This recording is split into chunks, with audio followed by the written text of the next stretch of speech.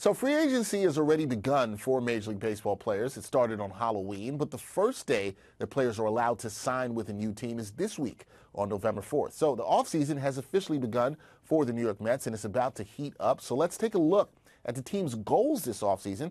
We're going to do that with the host of the Subway to Shea podcast. My guy, Anthony Rivera, joins me now. Anthony, what's up? How you doing, man?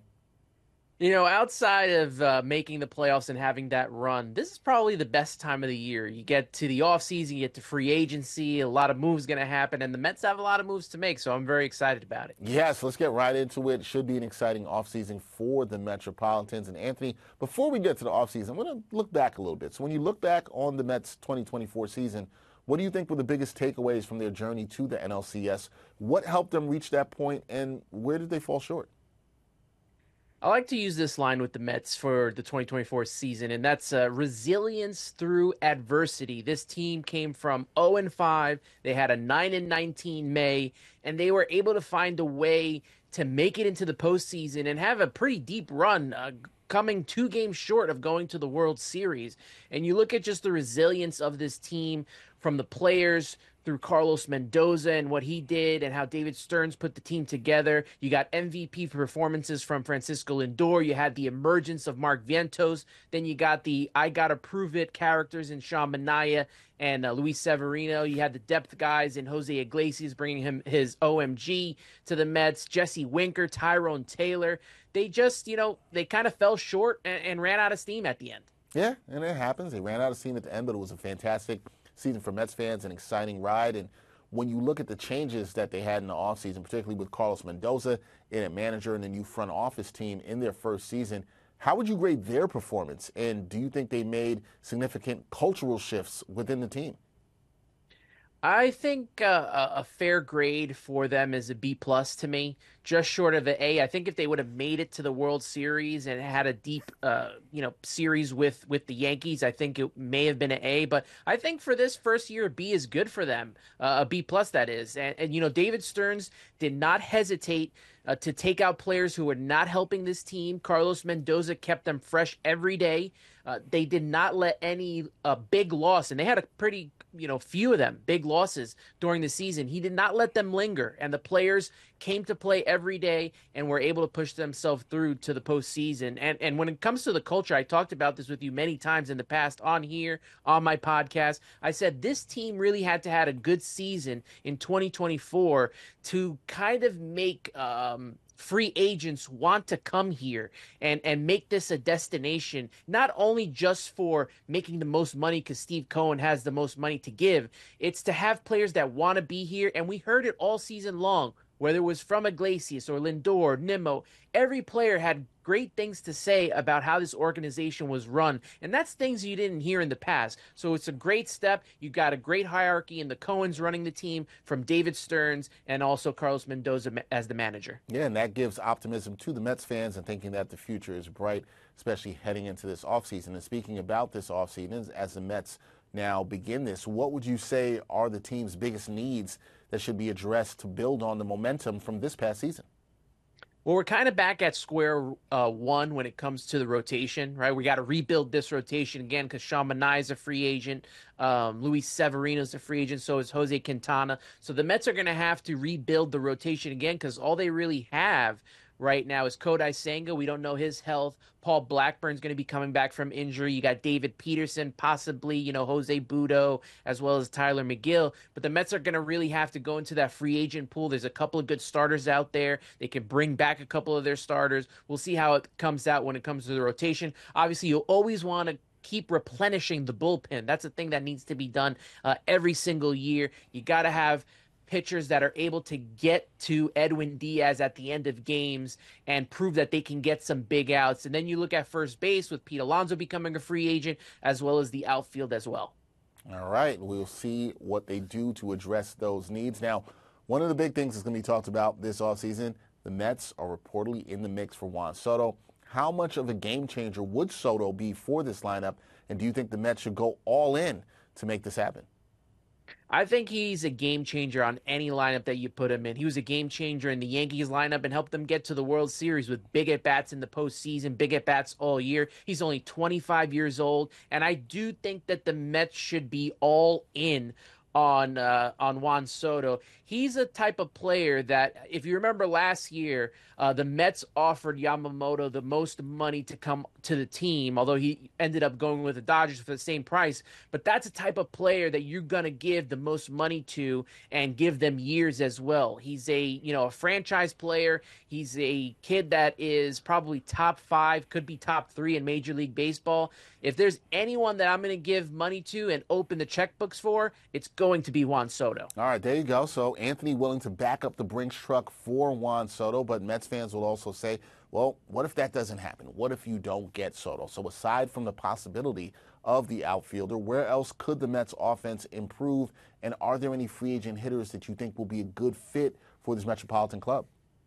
So if they don't get Juan Soto, the chance that they don't get them, when you're looking at the outfield, you got Teoscar Hernandez, who's coming off a great season in LA with the World Series champions.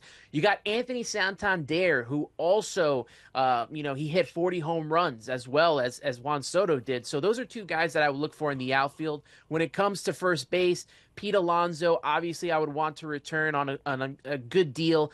There's also Christian Walker. He's a little bit older, but that's another guy you could throw at first base if you can't retain Alonso. Then you're looking at guys like, Willie Adames for third base, and maybe if they don't sign Alonso, you put, Mark Vientos, who had a really great season at first base. So there are options out there to make this offseason successful, even if you don't get Juan Soto. But Juan Soto should be the number one priority for this Mets team. All right, there you go. You have Juan Soto at the top of your list. Let's look at pitching in terms of arms. Who do you think can help strengthen the Mets starting pitching rotation? And then also, who should the Amazins target to fortify their bullpen? When you're looking at these free agent pitchers, especially the starters, you got Corbin Burns out there in Baltimore. He's had good postseason runs before, and he's very familiar with our president of baseball operations, David Stearns. So keep an eye out on that, as well as, Stearns has been known to bring his guys over. He did it with Tyrone Taylor, as well as Adrian Hauser at the time. But you keep your eye on that. Roki Sasaki is also going to probably be posted, from Japan. You look into that. Blake Snell is a free agent. If you could get him on the right deal, that's something to look at, because the Mets will probably be looking for smaller deals like they did last year as well. And then you got Walker Buehler, who's on the World Series champions. That's a guy that, kind of like with Luis Severino and Sean Manaea, is on a prove-it-to-me deal. So that's a possibility as well. When it comes to the bullpen, I'm looking at guys like Tanner Scott, a lefty. We have to get a left-handed pitcher in that bullpen that's good, and that's Tanner Scott to me. So that's a guy I would definitely look at, as well as Blake Trinan from the Los Angeles Dodgers. All right, those are two good names for the bullpen there that could help the Mets pen and fortify that, along with the names you mentioned in terms of the starters. Now, who among the Mets' current free agents should be a top priority to re-sign? And are there any players that you think they could afford to let go? Well, letting go, possibly, Luis Severino. If you could get him on the right deal, I would think about bringing him back. But, Luis Severino, Jose Quintana, if those guys go, I wouldn't be as upset. I am bringing back these five players, and it's Sean Manaea. He has to me is one of the bigger parts of this rotation. He, turned his second half around by changing his arm angle, and he pretty much pitched, as the best, as an ace of this staff for all of the second half, and it was huge in the postseason. Pete Alonso as well. That's a given for me to bring him back if you can get him on a good deal. And when I look at the depth of this team, Jose Iglesias and Jesse Winker really brought something to this team, whether it was the culture or the way they play. You look at Winker, he's one of those, tough guys in the lineup that, gets under other teams' skin. And I like to have that on my team. I don't like to go against those type of players. That's why I wanted to trade for him. And like I said, with Jose Iglesias, he's such a leader, like that secondary leader in the clubhouse. It's pretty big to have there. And I would bring back Ryan Stanek. He had a great postseason after coming over and having a tough transition during the season, but he turned it on. Him and Edwin Diaz were the best parts of of the bullpen in that postseason and were relied upon to get a lot of outs, and they did just that. So Manaea, Alonso, Iglesias, Winker, and Stanek are the guys that I'm bringing back. All right, there you go. We'll see if the Mets are able to bring all of those guys back to the team in 2025. Final thing for me, Anthony, with all the anticipated moves and possible improvements, where do you see the Mets position in the NL East and overall next season? Do you think this is just the beginning of a new era for the franchise? I think so. This is a huge offseason for David Stearns. So much money is coming off the books, over 175 million from free agents that they have right now to guys like Scherzer and Verlander, who they still had to pick up their money. All that money is off the books. So much money to spend. There's really no excuse to not put together a team that can get back to the National League Championship Series. And that should be the goal. Not just making the postseason, but getting to the NLCS again. Everything has changed with this team. And you know, you look at the other teams in the NL East, the Phillies are probably going to try to retool and try to get revenge on the Mets for knocking them out in the NLDS. And then you got the Atlanta Braves, who a lot of their stars were injured, so we didn't really see them in full force this season. So watch those two teams.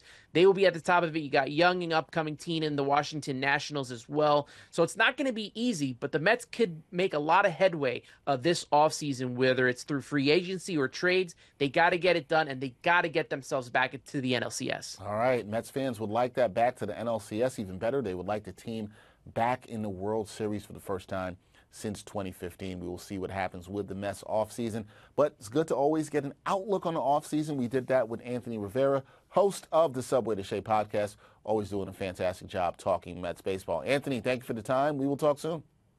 Thank you, Dexter. Appreciate you very much, man.